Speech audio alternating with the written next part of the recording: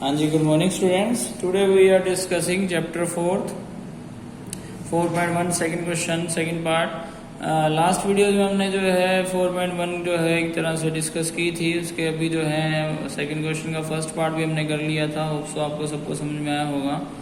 आगे the product of to consecutive positive integer is 306। Product Guna multiply of to consecutive होते हैं लगातार एक के बाद एक पॉजिटिव इंटीजर्स हैं जिनकी मल्टीप्लिकेशन 306 है। We need to find the integer. तो जैसे कि 21 के बाद 22 कॉन्सिक्यूटिव होता है, 502 के बाद 503 कॉन्सिक्यूटिव होता है, ठीक है। सिमिलरली यहाँ पर अगर हम लेट द अगर फर्स्ट नंबर अगर माने x, so the second number क्या आएगा? बिल्कुल ठीक सोच रहे हैं, उसमें एक ज्यादा x+1। देखिए अभी तो यहाँ पर है the product of to consecutive, ठीक है। अभी कंसिक्यूटिव इंटीजर है, अगर इवन कंसिक्यूटिव इंटीजर या ओड कंसिक्यूटिव इंटीजर आ जाता तो आप क्या लेते? तो ध्यान से देखने में पता लगेगा कि उसमें 2 का गैप होता है, ठीक है। जैसे 1 है तो 3 होगा, ठीक है। 1 में कितना ऐड करेंगे? नेक्स्ट कंसिक्यूटिव नंबर आए तो 1 + 2 = 3, ठीक है। 5 + 2 = 7, तो कंसिक्यूटिव ओड इंटीजर्स आ जाते हैं। सिमिलरली 4 + 2 = 6, 12 + 2 = 14, ठीक है। तो 12 के बाद अगला कंसिक्यूटिव इवन इंटीजर 14 है, तो 2 प्लस करने पर ही आता है, तो उसमें x के बाद x+2 लेट करना पड़ेगा, ठीक है। तो यहाँ पर जो है उन्होंने बोला है, क्या बोला है जी? उन्होंने कहा है कि टू कॉन्सिक्यूटिव इंटीजर्स का प्रोडक्ट यानी कि x और x+1 की मल्टीप्लिकेशन = 306 है, ठीक है। तो x की मल्टीप्लाई x से तो x² + x = 306 है, x² + x - 306 है जी। फैक्टर बनाने हैं, ठीक है। सिमिलरली आप रफ वर्क में जाएं और फैक्टर बनाएं कि क्या फैक्टर बनते हैं। मल्टीप्लाई करके जो है 306 माइनस करके 1, ठीक है। तो ध्यान से देखने पर पता लगेगा कि माइनस करके 1 20 और 19 तो 380 होते हैं, तो उससे थोड़ा कम आना पड़ेगा आपको। 20 और 19 से थोड़ा कम, ठीक है। 19 18 हो सकता है, 18 17 17 16 इस तरह से इसके आसपास फैक्टर हैं। तो आप होप सो आप जो है खुद उनको जो है ढूंढ लेंगे और इसका आंसर जो है निकाल देंगे, ठीक है। इसी तरह से थर्ड पार्ट है और आंसर निकालने के बाद इस कंप्लीट करना है आपको, जैसे हमने लास्ट क्वेश्चन किया था लास्ट वीडियो में। उसके बाद है Rohan's mother is 26 year older than him. Rohan की मदर जो है उससे 26 साल बड़ी है रोहन से। The product multiplication of their age, उन दोनों की एज की जो मल्टीप्लीकेशन है कब? 3 ईयर फ्रॉम नाउ, 3 साल आगे, 3 साल बाद वाली जो उम्र होगी। मान लो आज रोहन की मदर जो है 35 ईयर की है, तो 38 ईयर वाली जो एज है उसकी जो मल्टीप्लीकेशन होगी वो जो है 360 आएगी। We would to like the find the Rohan's present age, मान हम जो निकालनी है। तो let the Rohan's present age अगर हम लेट कर लें तो वो अगर x ईयर है और so the Rohan's mother present age क्या होगी?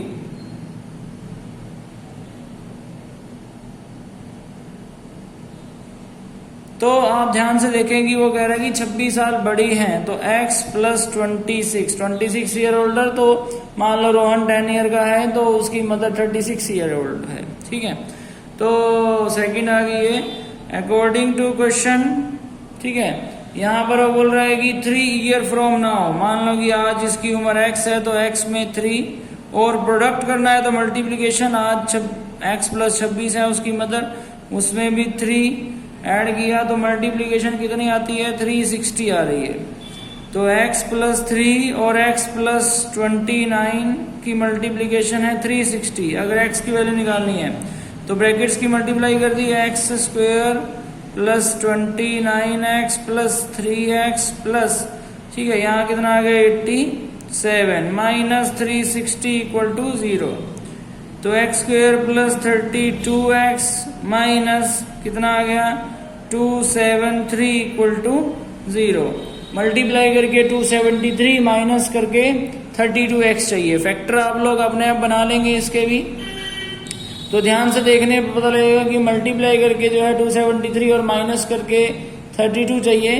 तो आप लोग जो है 40 से स्टार्ट कर लें, 40 माइनस 8, ठीक है, क्योंकि 32 चाहिए तो 33 माइनस 1 पहला फैक्टर आएगा, 33 माइनस 2 दूसरा, 40 माइनस 8 करेंगे तो 8 4 जो 32 लगभग जो है उससे थोड़ा और कम आना पड़ेगा, 39 और 7 हो सकते हैं, 38 और 6 हो सकते हैं, ठीक है। इस तरह के आसपास के फैक्टर हैं, आप उनको भी ढूंढ लेंगे।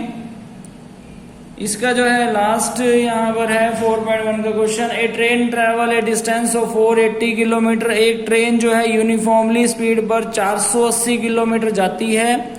If the speed has been 8 kilometre less, अगर कि उसी ट्रेन की स्पीड को उसी रूट पर उतनी ही दूरी पर 8 kilometre come 8 kilometre per our की कम स्पीड से ले जाएं तो उसी रूट पर उसी जर्नी को वो 3 आवर मोर में जो है पूरा करेगी। मान लो कि पहले 10 घंटे में अगर वो पूरा कर रही थी तो अब वो 13 आवर 13 घंटे लेगी। फाइंड द स्पीड हमें जो है वो निकालनी है। तो हम यहाँ पर क्या करेंगे, let the speed of the train. तो let the uniform speed of train अगर हम लेट करें x किलोमीटर पर आवर, तो अकॉर्डिंग टू क्वेश्चन क्या बनता है, यहाँ पर ध्यान से देखने पर बदलेगा। Speed equal to distance by time होता है, time equal to distance by speed का फॉर्मूला जो है यहाँ लग सकता है। जो जितना भी टाइम लगेगा डिस्टेंस 480 किलोमीटर जाने में x की स्पीड से, ठीक है, जितना भी टाइम लगेगा 480 किलोमीटर जाने पे x की स्पीड पे, ना तो वो बता रहा है कि कितना टाइम लगेगा, ना उसने बताया कि कितनी स्पीड थी।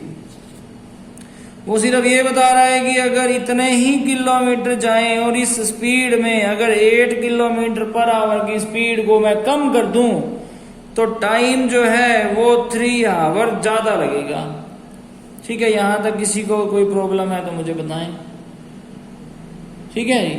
सिमिलरली जो है इसकी यही मैं भी पहले बता देता हूँ, इसकी रिवीजन आपने साथ साथ करते रहनी है। इसके जो आप अभी आप 4.1 का ये सेकंड का 4th पार्ट कर रहे हैं, इसके अल्टरनेट में आपने 4.3 का 8th क्वेश्चन भी करना है, ठीक है। सिमिलर है बिल्कुल, सिर्फ सिचुएशन का ही बदलाव आया है। तो यहाँ पर ध्यान से देखें, वो कह रहा है 480 किलोमीटर जा रहे हैं x की स्पीड से, जितना भी टाइम लगेगा उस स्पीड में से 8 किलोमीटर पर आवर की स्पीड घटा दें तो 3 आवर मोर, तो 3 घंटे ज्यादा लगते हैं। अब किसी में से भी कोई भी इक्वेशन सब्ट्रैक्ट कर दे, ज्यादा टाइम में से कम वाली सब्ट्रैक्ट कर दे, वैसे किसी में से भी कोई भी कर सकते हैं। ज्यादा में से कम के लिए क्यों बोल रहा हूँ, क्योंकि फिर पॉजिटिवली जो है इक्वेशन चलती रहेगी। तो आप लिखते हैं कि subtract equation second and first, या फर्स्ट फ्रॉम सेकंड ऐसे भी लिख सकते हैं। एंड वी हैव, तो हमें क्या मिलता है कि यहाँ पर है t प्लस 3 माइनस t, और यहाँ पर है 480 by x minus 8 minus 480 by x। t से t कैंसिल आउट हुआ, ठीक है। यहाँ पर इस तरह से भी लिख सकते हैं डायरेक्ट, वो अगर 2 लाइनें नहीं लिखनी है तो अगर सिचुएशन समझ में आ गई है तो यहाँ पर जो भी टाइम लगा था और इसमें जो भी टाइम लगा था दोनों के बीच का डिफरेंस 3 आवर का था, ठीक है। मान लो मेरी इस इतने 480 किलोमीटर जाने पे इस स्पीड से 13 आवर लगते हैं और इस स्पीड से 10 आवर लगते हैं, तो 13 माइनस 10 इक्वल टू 3 है, ठीक है। इस तरह से भी कर सकते हैं। यहाँ पर एलसीएम आ रहा है x माइनस 8 इंटू एक्स, नीचे वाले से डिवाइड, ऊपर मल्टीप्लाई, x की मल्टीप्लाई 480 तो 480x, x ने डिवाइड किया x माइनस 8 की मल्टीप्लाई 480 इंटू एक्स माइनस 8, ठीक है जी। उसके बाद है 480x माइनस 480 की x है तो 480x minus minus plus 800 8 8 64 6 8 4 the 38 and 6 30, 32 and 6 38 by में x square minus 8x 480x minus 480x equal to 0। तो यहाँ पर आगे देखिए इधर cross multiply 3 into x square minus 8x equal to 3840। अगर ये इसे 3 पे डिवाइड हो रहा है तो आप इधर डिवाइड में ले आए, नहीं हो रहा तो मल्टीप्लाई कर दें। 3 1 3 3 2 6 2 3 8 24। हाँ जी कट रहा है तो इधर ले आए।